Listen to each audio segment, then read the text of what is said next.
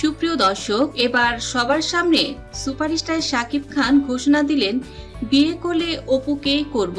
বেশ কিছুদিন ধরে শাকিব খানের বিয়ে নিয়ে চলছে তোড়জোড়। সংবাদ মাধ্যমে শাকিব খান নিজে ঘোষণা দিয়েছিলেন তিনি আর ব্যাচেলর থাকবেন না, বিয়ে করে সংসারী হতে চেয়েছিলেন শাকিব খান।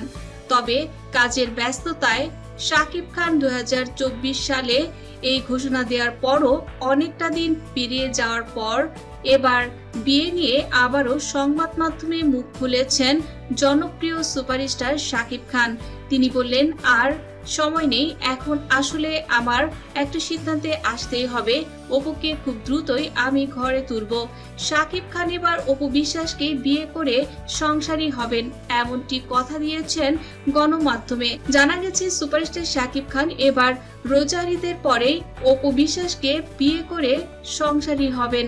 এদিকে বুবলি এই খবরে ভীষণ ক্ষেপে গেছে। তিনি এবার মিডিয়ার সামনে এসে বলেন, শাকিবের বিচার হতে হবে।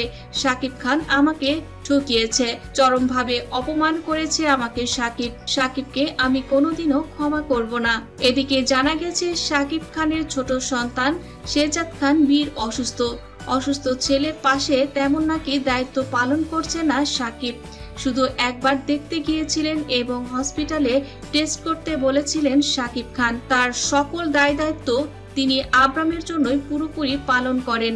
বুবলি বলেন, তিনি মুখেই বলেন আব্রাম এবং শেহজাদ দুজনই এক, কিন্তু কাজের বেলায় দেখা যায় শাকিব শুধু আব্রামকে ভালোবাসে, শেহজাদের খোঁজ খবর সে একদমই রাখে না। এদিকে শাকিব খান এক সংবাদ সম্মেলন বললেন, অপু আমার স্ত্রী, আমাদের মাঝে ভুল বুঝাবুঝি ছিল, তাই কিছুদিন আমরা দূরত্বে ছিলাম। তবে কি তাহলে দর্শকদের খুশি করে আবারও শাকিব খান অপু বিশ্বাসের সঙ্গে সংসার করবেন?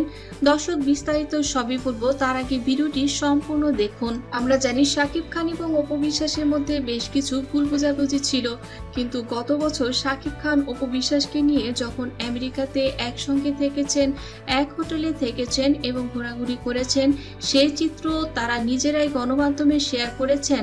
তারপর থেকে ভক্তরা জেনে গেছে শাকিব খান অপু বিশ্বাস এবং আব্রামের জন্য কতটা ভালোবাসা তার হৃদয়ে অবস্থান করছে।